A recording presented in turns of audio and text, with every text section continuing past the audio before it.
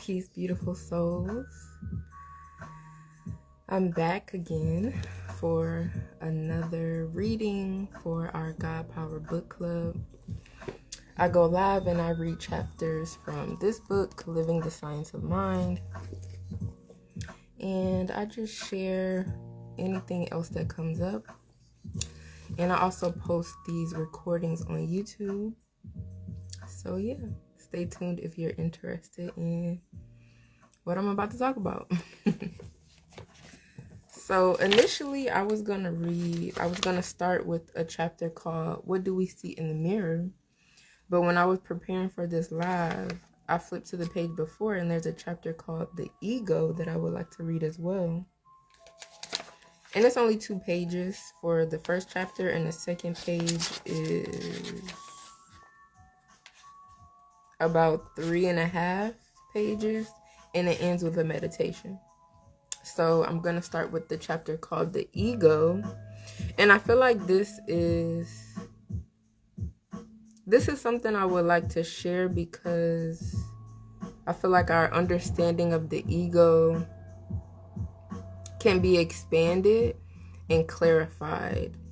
And I'm sure that this chapter will give us some things to think about. So this book is written by Ernest Holmes. And the chapter The Ego goes like this. Our idea of the ego is different from the average concept held by psychologists, particularly the materialistic one, which holds that the ego is the reservoir of instinctive impulses dominated by the pleasure principle, as it comes in contact with the external world through the senses.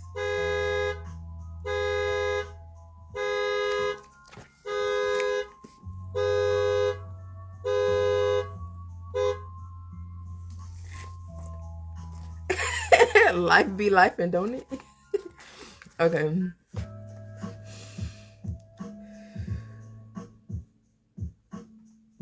I'm gonna just start again. Our idea of the ego is different from the average concept held by psychologists, particularly the materialistic one, which holds that the ego is the reservoir of instinctive impulses dominated by the pleasure principle, as it comes in contact with the external world through the senses and becomes imbued with consciousness. They believe that the ego is not a spiritual reality, but is something acquired. They are partly right in that the ego, which shows, is a result of our experience. This is why the ego ideal is a standard of perfection formed in childhood through self-identification with persons who are admired. They have another theory of an alter ego, which is developed out of a need for self-expression derived from the whole human race. Without denying or seeking to minimize the psychological concept of the ego, we have something to add to it. We believe that there is a real spiritual ego back of the psychological one. The psychological ego acquired in living is a projection of the real ego and what we experience in life.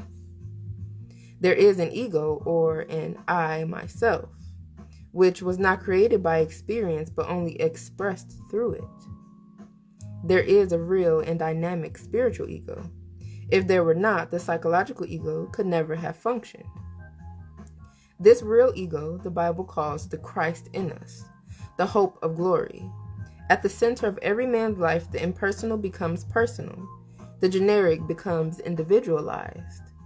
The universe, or God source, is incarnated in each individual in an entirely different and unique manner.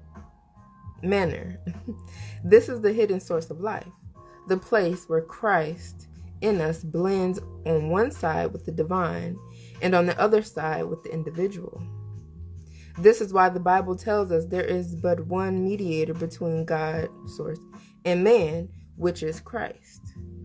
The reference to Christ is not a reference to the man Jesus, Yeshua, but to the divine incarnation in all people. It is through this divine ego that we reach back to the universal wholeness of which the ego is a part. It was not created as our psychological ego or our alter ego or our ego ideal is created. Wait, I'm going to read that sentence over because I confused myself the way that I flowed. It was not created as our psychological ego or our alter ego or our ideal. Wait, what? Or our ego ideal is created. I don't know what that means right now. It was not created by experience. It is that which produces experience. Oh, okay. The clarification came. We go along with the psychological concept and accept all the discoveries that have been made, but we cannot accept the ego as something we ourselves created. This would be contrary to our concept of life. If you read the book of Job in the Old Testament, you will discover that is exactly what he did.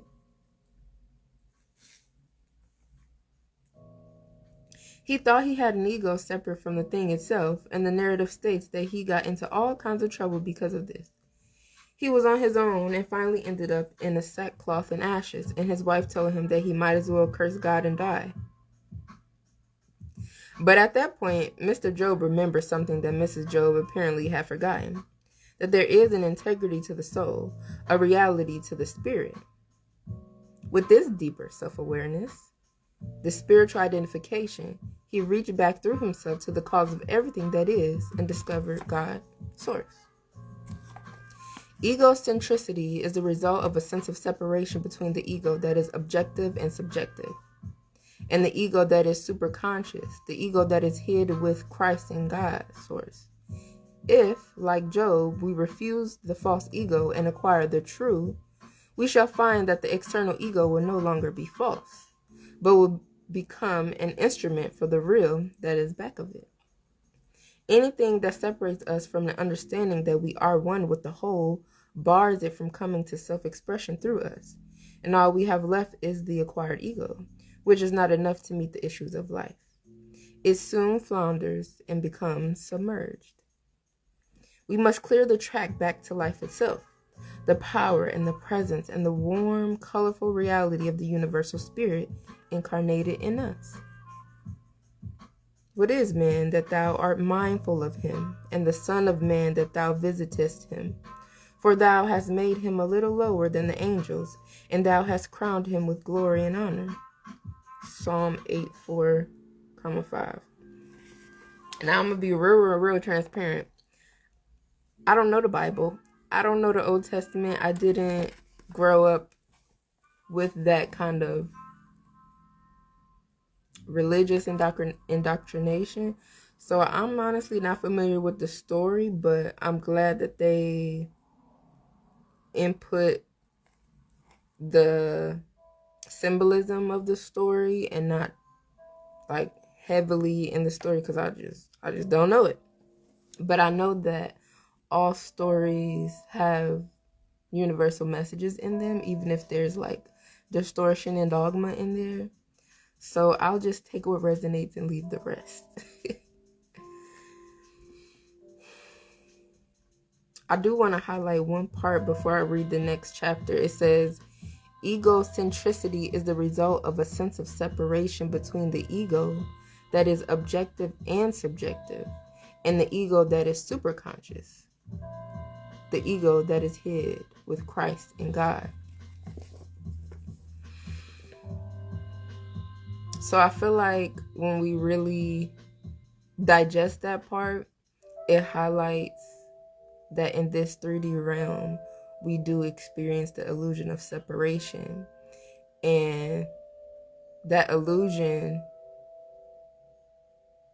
can really inflate, well, it really is a choice. But I was going to say that it really can't inflate the ego. So, you know, when people have yet to realize the truth about the illusion of separation in this realm and who they really are, the self-concept can be inflated. And I have had experiences with people who are operating in this inflated ego. I'm gonna leave that there, but if you're interested in a story time about that, and particularly a mentor that I had who has a cult-like following, and I personally feel like it's heavily influenced by their inflated ego, but that's my opinion. So this next chapter I'm going to read is called What Do We See in the Mirror? I read a part of this chapter earlier already because I basically do like a divination where I call in my guides and ancestors and I ask them to guide me in choosing a chapter to read from this book. And today I landed on page 158, but the chapter starts on 156. So I'm going to read the whole chapter. And it goes like this. I once read an article called The Scent of Fear, in which it was claimed that fear exudes a scent that an animal can smell. The author claimed that this scent of fear arouses an antagonism within the animal, and he often attacks in self-defense. A geologist friend told me he was sitting on a rock one day, out in the desert, drawing a map. He happened to glance down and notice a rattlesnake coiled under the edge of the rock on which he was sitting. I asked him what he did when he saw the rattlesnake and if he was afraid of it. He said, "Not at all. I had no desire to hurt the snake, and it had no desire to harm me." So he sat there and leisurely completed his plans. This reminded me of a passage in the Bible which says, "Behold, I give unto you power to tread on serpents and scorpions and over all the power of the enemy, and nothing shall by any means hurt you." And in another place, "They shall take up serpents, and if they drink any deadly thing, it shall not hurt them. They shall lay hands on the sick, and they shall recover." Dogs fill our personal atmosphere. And if it is one of trust and confidence, if it is one of understanding and love, they respond to it. And I wonder if it is not true that when we feel antagonism for others, they in turn feel it, and their response to us becomes antagonistic. Perhaps this is why the Bible says that a soft answer turneth away wrath. There is a subtle atmosphere around us which, unperceived by us, is silently attracting people to us or repelling them from us. I have no doubt that some form of fear is the cause of most of our troubles. What the animal smells because of its acute instinct, we humans feel when we contact each other. An atmosphere of failure attracts failure. The person who always has the feeling that no one likes him surrounds himself with an atmosphere that pushes people away from him. It seems as though our mental attitudes are contagious, as though we go around more or less enveloped in them. The silent influence we exercise on others is something that takes place automatically.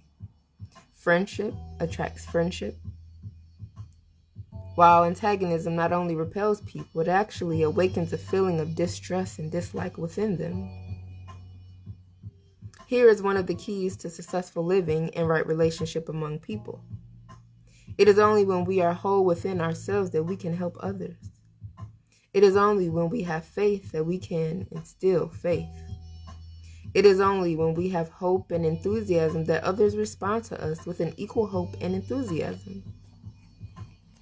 You have often noticed that when you spend considerable time with people who are depressed and afraid, you feel as though the weight of the universe were on your shoulders, as though everything were hopeless. On the other hand, in company with those who are buoyant and confident, you feel a lightness, a sense of joy, a feeling of enthusiasm. It is almost as definite as going from fog to sunshine, and from sunshine back into fog again. It is as definite as the wind in your face. Sometimes, as you talk with people who are depressed and try to bring them comfort and courage, you feel their atmosphere lift, as though a fog were clearing away. You feel the sun coming out again. Almost invariably, these people will tell you how much better they feel for having talked with you. If we could come back to see that life is like a mirror, tending to reflect back to us the images of our own thinking, then we should realize that by changing our thinking, we can change the reflections in the mirror. Next, we should ask, What do we want to see in the mirror?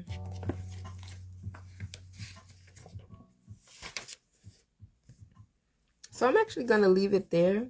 There's like 2 more pages left, but I want to leave it there because I also have another live that I'm doing in a few minutes. So yeah, I just want to leave that with you. What do you want to see in the mirror? And how are you creating that within so that it is reflected without?